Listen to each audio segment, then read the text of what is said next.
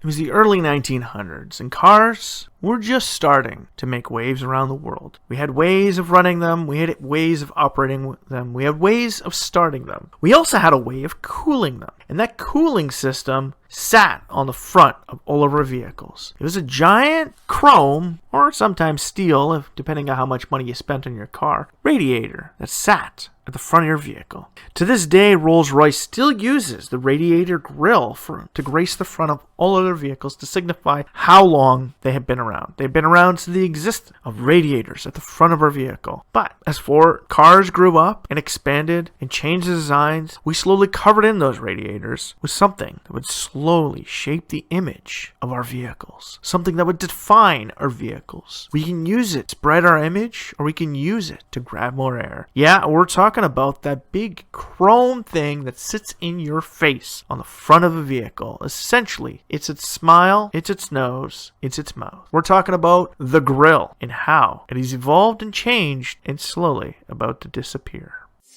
AutoLooks.net Autopod, streaming day or night, coming right at you, right here, right now. Welcome back to AutoLooks Autopod, the podcast from AutoLooks. I am your host, the doctor to the car industry, Mr. Everett J himself, coming to you from Podbeam, iTunes, Spotify, Google Play, Flickr, and through our social media from Facebook, Twitter, LinkedIn, and occasionally we post stuff up on Pinterest. Some of the stuff that graces us from AutoArt, a secondary division. And over from all of your information needs, please check out and follow us on www.autolooks.net for all your up-to-date information about automotive ratings, our podcasts, our blogs, and links to every car company in existence around the world, separated via countries, major automotive corporations, and alphabetical order. Yes, we're coming to you today to talk about the giant chrome thing that sits on the front of your vehicle. If you didn't know, the grille has quite a long story, but we're not going to get into the entire inner workings of how long it's been around and how long it's been here. No, we'll leave that for another day and another podcast. This podcast, we're going to be talking about why it came here and where is it going. The front of our vehicle was originally the spot for the radiator, what cooled our engine. And if you're a fan of the Cars movies, like myself, you used to have radiator cap, where a lot of car companies would put their original logos. Back in those days, Rolls-Royce put their Spirit of Ecstasy woman sitting on top of their radiator. That was their cap. And to this day, the Spirit of Ecstasy sits atop of their hood, right above where their radiator-inspired grille is. To this day, Rolls-Royce still uses that original radiator-inspired grille to grace the front of all of their products, just to showcase how long they've been around. And even today, with the brand new release of the Cullinan, they still utilize that. But why? Why haven't they moved on? Well, we still need to cool our vehicles. And if you're like myself, you understand the fact that a radiator in that giant grille on the front of your vehicle isn't just used to make the car look good. No, it is also used as a cooling system, where if you've ever seen it and driven in colder climates, you'll notice that transports, a lot of them in the wintertime,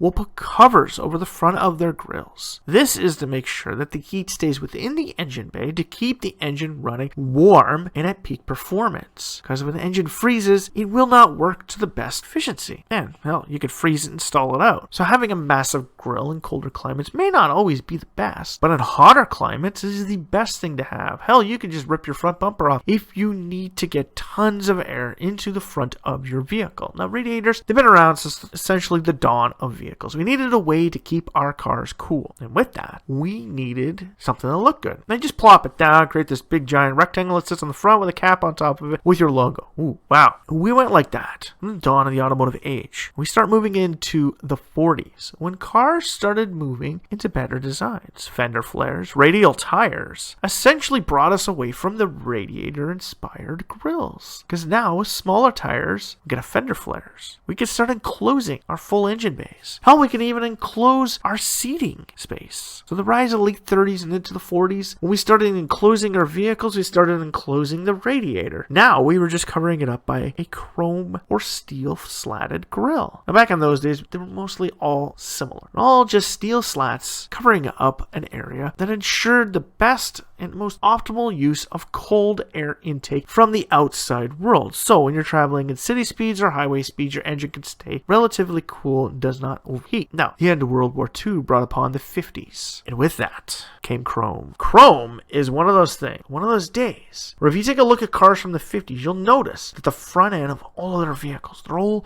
chrome grills. Now, they're not huge, massive intakes that we've seen on some vehicles in existence today. Like, take a look at the brand new Escalade, the 2020 Escalade, and how big that grill is. Hell, you want to go crazy and overboard, take a look at the front end of the brand new BMW 7 Series and their kidney-inspired grill. That thing is massive. When you compare it to the original BMW 3 Series from the 80s, it's huge. It's over 6 times the size of the original kidney grill. Now they've gotten bigger, but we have more things underneath the hood that we need to keep cool. You gotta remember, in the 50s, air conditioning was an accessory. Usually only the rich afford it. I remember growing up in the 80s, and I never had a vehicle with air conditioning in it, probably until I was about 10 or 11 years old. Yeah, we didn't have the super luxurious cars, tons of air conditioning. Hell, we had a Honda Civic, original 78 Civic, Datsun, Nissan Kid Cab trucks, and a K-car. Now, those were things you were able to get. Hell, you were able to get them since the 50s. But air conditioning wasn't really a standard product on all vehicles until the 80s, late 80s at that. I remember so many people growing up that didn't have it. And air conditioning is one of those things that there's a fan on the front of your radiator because you need that fan to cool the cooling system. You ever notice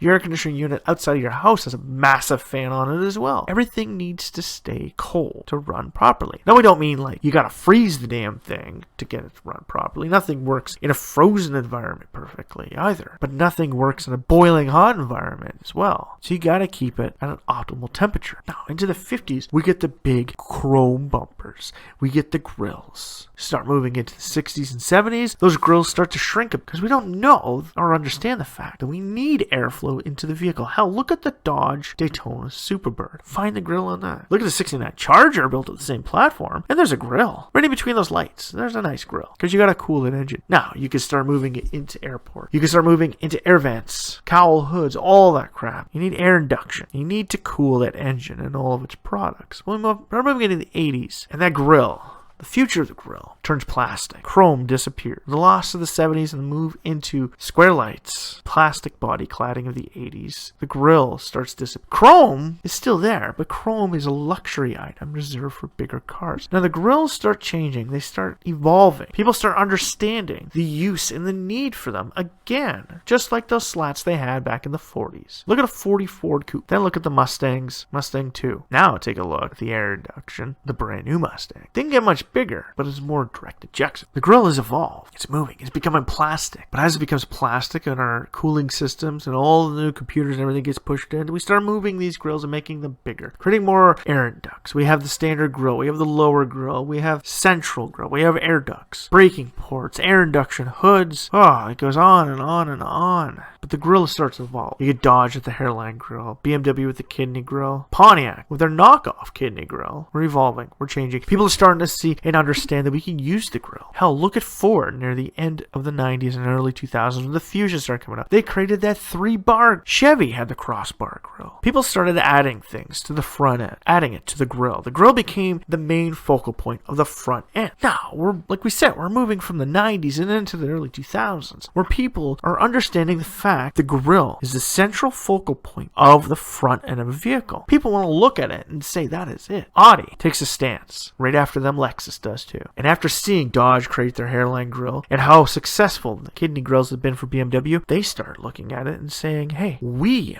want to move up. We want to be noticeable. All of their vehicle designs start changing. We want to look at something other than being an upscale Volkswagen. We want to create our own. That's when Audi starts creating their massive intakes. Very similar to the Ford Falcon racing cars of Australia in this V8 supercar series. They had that slight A-frame style. No crossbar for the A, but the exterior A-inspired grill. Now Audi's doing. Lexus, they start moving into the spindle grill. BMW keeps expanding on theirs. Dodge keeps the hairline grill only as they move slowly into FCA. This is something that slowly gets lost in translation as the Dodge brand is taken over by FCA, and it is nearly all but existence today. And Ram is slowly moving into it. Now Ram has made some bad choices of grills. Ugh.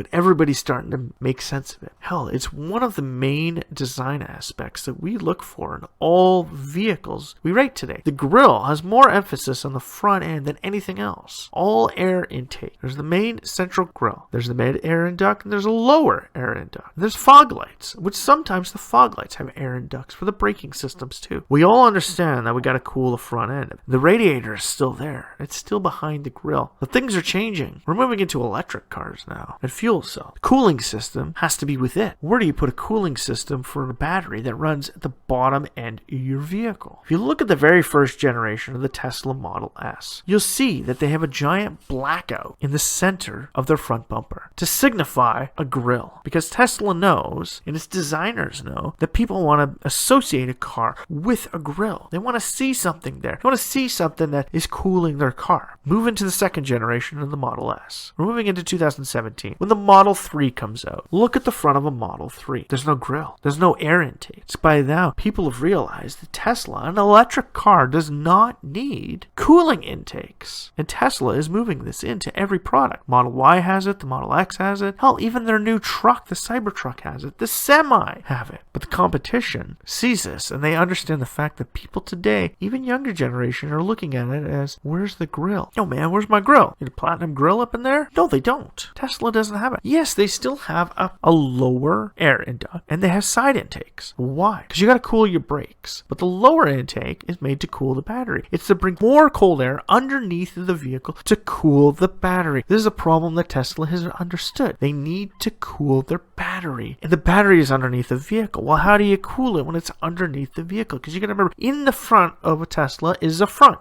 trunk, very similar to Lamborghinis and Ferraris with mid and rear engines. The boot or the trunk is in the front, but because Tesla has a trunk, they also have their front. Why do you need to cool the front? You frunkin' don't need to. If you take a look below, go to our site, go to this podcast, take a look at the images below, and we put the three main transports, three electric transports. We have the, well, not all electric, we have the Nikola TRE, flat-faced front transport, the Tesla Semi, and the Thor Trucks ET1. Now, Thor has changed their name, but Thor Trucks is what it originally was built as. If you look at all three of those transports, the TRE and the ET1 both have grills. Well, if they're electric, one's hydrogen, the other one's electric, why do they have a front grill? They don't need it. Thor's, if you actually take a really close look at it, it's a chrome-plated piece to go on the front to hide, to pretty much just put a giant logo there. But it gives the appearance of a transport front. Everybody knows transports, and they see transport, they see this giant chrome grill in their mirror, and that's what they associate with transports. Nikola, they're just black strips, just like the Tesla in the front. But then you look at the Tesla Semi, and if you see our rating systems of it for last year, the Semi did horrible, because it has no attitude, it has no character lines, it has no expression in the front end, flat-faced and boring. The grille isn't just about air intake. As we've learned through the 2000s and the 2010s, the grille is more than just attitude. Where a lot of car companies have rear exhaust, they create the ports in the back of the vehicle, but the exhaust doesn't come through them. They give the image of power, the image of those exhaust ports being there. They understand it's part of the style. It makes it look better, even if it's not functional. Well, Nikola and Thor understand that. It creates an image. The TRE rates well. But why does it? Because it has an attitude. It has an image. And hell, they even use their grille for lighting up the roadway. Yeah, they have lights built into the grille. An amazing thing. Now, some of the competitors towards Tesla are keeping the grills on. The Nikola Badger, their pickup truck, has a front grille. Rivian has put chrome-plated plates on it. It's not a grill, but it gives you the image that there's a grill, that there's a face to the front end. They understand the fact that a grill is part of a vehicle's front face. You have to look at a car and understand that it's not just a hunk of metal you use. It's part of your life. It's part of the family. An automobile is more than just mode of transportation. When you own it, it's like anything else. And because it's such a big part and such a big expense, it's an expression of yourself, just like your house. Well, if the vehicle is an expression of yourself and it has no expression on its face, what does that express about yourself? That's why aftermarket companies are making Teslas have fake grills, fake exhaust ports. They're making the image of the vehicle look like everything else. Yeah, in about 20 years from now, we're going to look back and we're going to take a look at the Tesla Model 3. We're going to say how that vehicle changed the image of the automobile industry and made the attitude and the appearance of the grill fade into the history books because it is not needed anymore. But until we hit that point where the internal combustion engine is on its deathbed and we don't need need to cool the front end of the vehicle off, that grille is going to be required, and that facial expression is always going to be more. So in the end, is the grille really on its way out, or is it here to stay for a little while longer? Some car companies feel that it should be moving on its way out because it doesn't have an image or a part of the vehicle anymore. It doesn't flow with anything else. And if it doesn't have a purpose, it shouldn't be there. But there's a lot of things in the world that don't have purposes, and they're still there as well. So you have to look at it from the standpoint of, is it part of the image of the vehicle, or is it part of the image of society? The grille is an amazing thing. It is something we utilize to cool our vehicles, and as we move into an electric or hydrogen future, we will no longer need it to cool the engine of the future. At least for the hydrogen, we will need it. But for the electric, where the batteries sit underneath the floor on the skateboard system, we won't need it. We'll need lower air ducts, not a centralized air duct. But can we live in a society where our vehicles do not have a face? It's like having a robot in your house that doesn't smile at you. Can you live with that? I sure can't. From all of us at AutoLooks, we have to say that the future of the grille is going to be with us for a bit longer. Until the I.C.E. engines are dwindling in sales and we're being moved on to either the hydrogen or electric fuel that we want for the future, the grille will still grace the front ends of most of the vehicles on the market. And with everything that we have seen from its inception back in the early 19th century